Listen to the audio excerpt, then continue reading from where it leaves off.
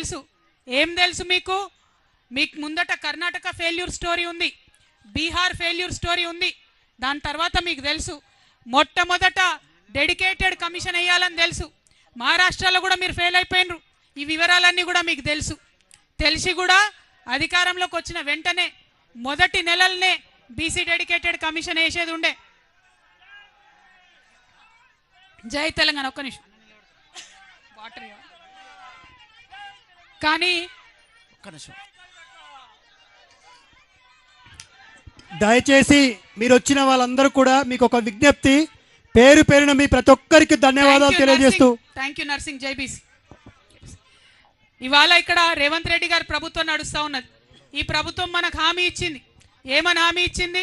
42% మేము రిజర్వేషన్ చేసినాకనే ఎన్నికలకు పోతామన్నారు.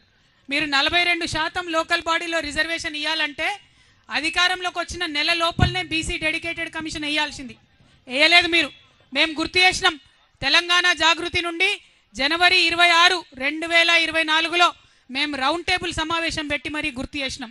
మీరు ఇస్తామన్నారు, మీరు డెడికేటెడ్ కమిషన్ వేయండి, మీరు ఇస్తామన్నారు, ప్రక్రియ ప్రారంభించండి అని. కానీ చేయలేదు. చేయకుండా మనందరం కూడా గొడవ చేసేంత వరకు, హైకోర్టు మొట్టికాయలు వేసేంత వరకు కూడా రేవంత్ రెడ్డి గారి ప్రభుత్వం బీసీ డెడికేటెడ్ కమిషన్ వేయలేదన్నటువంటిది వాస్తవం. ఇప్పుడు వేసిండ్రు, 2 నెలలైంది బీసీ డెడికేటెడ్ కమిషన్. కానీ ఈ లోపల ఏం చేసిండ్రు? లెక్కలు ఇంకో కమిషన్ పెడుతున్నది. అంటే ఇందులో కుట్ర ఏముంది? లెక్కలు ఒక కమిషన్ పెడుతున్నది, రిపోర్ట్ ఇంకో కమిషన్ ఇస్తున్నది. రేపు పొద్దున ఇది నిలబడుతుంది ఆ కోట్ల. ఇగో ఇలా అందుకే పెట్టినాం. బీసీ మహాసభ ఉట్టిగా పెట్టలే, మాకు తెలియక పెట్టలే. కాంగ్రెస్ నాయకులు నన్ను అడుగుతున్నారు, ఎందుకు మాట్లాడుతున్నావు అని.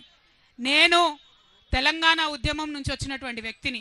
సందర్భోచితంగా మాత్రమే మాట్లాడతా. ఇవాళ సందర్భం ఉన్నది. ఈ సందర్భం మిస్ అయిన తర్వాత, లోకల్ బాడీ ఎన్నికలు అయిపోయిన తర్వాత అప్పుడు మాట్లాడితే ఏమంటారు?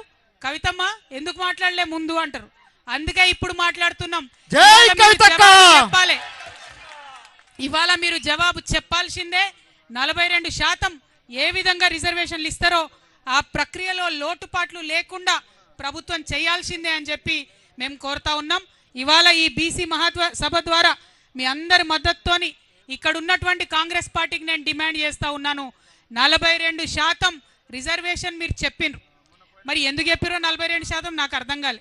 బీసీలు 42% కన్నా ఎక్కువనే ఉంటారు, అవునా కదా? ఎక్కువనే ఉంటాం. మరి 42% అని చెప్పిండ్రు. పోనీ చెప్పినంతనన్నా మీరు అమలు చేయండి. లేదంటే లెక్క తేలిన తర్వాత మేమెంతుంటే మాకంత రిజర్వేషన్ ఇచ్చి లోకల్ బాడీ ఎన్నికలకు వెళ్ళాలని చెప్పి ఈ సందర్భంగా నేను డిమాండ్ చేస్తూ ఉన్నాను. మరి ఇవాళ చాలా మంది చాలా రకాలుగా మాట్లాడుతున్నారు. సావిత్రిబాయి పూలేకి నిన్న మనం ధర్నా పెట్టంగానే సావిత్రిబాయి పూలే జయంతి అఫీషియల్గా చేయాలని రాత్రి పూట మరి ప్రభుత్వం నిర్ణయం తీసుకున్నదట, అవునా కాదా? ఇది డెఫినెట్గా మన విజయమే. నేను చెప్తా ఉన్నా, కదులుతున్నాయి జంగు పట్టిన ప్రభుత్వం రథచక్రాలు కదులుతున్నాయి. తప్పకుండా రానున్నాయి. మన బహుజనులందరూ కూడా మంచి రోజులు రానున్నాయి. మనం ఇట్లనే ఉద్యమించాలి. ఉద్యమిస్తేనే చీకటి జీవితాల్లో సూర్యుడు ఉదయిస్తాడు, అంతే తప్పితే మామూలుగా రాదు. కాబట్టి ప్రభుత్వం దొంగ లెక్కలు, కాకి లెక్కలు కాకుండా నిజమైన లెక్కలు పెట్టి వాటా బీసీలకు ఇస్తామని వాగ్దానం చేసింది. ఇవ్వాలని మరొకసారి డిమాండ్ చేస్తున్నా. ఇక్కడ వచ్చిన మా మిత్రులందరూ కూడా కోరుతున్నా, మీకు భూమికి ఉన్నంత ఓపిక ఉండాలి. ఎందుకంటే 70 మంది మాట్లాడేది ఉంది. అలా మనము ప్రతి కులం నుంచి ఒక వ్యక్తికి ఇక్కడ పిలిచినాం. పాములు పట్టే అన్న కూడా వచ్చిండు. మరి పాము కూడా తీసుకొని వచ్చిండంట.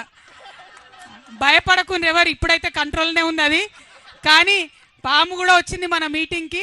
నేను మిమ్మల్ని రిక్వెస్ట్ చేసేది ఏంటంటే, బీసీలలో ఉన్న అన్ని కులాలకు సంబంధించినటువంటి నాయకులు వారి వాయిస్ వినిపించాలనే ఉద్దేశంతో ఈ సభ పెట్టుకున్నాం.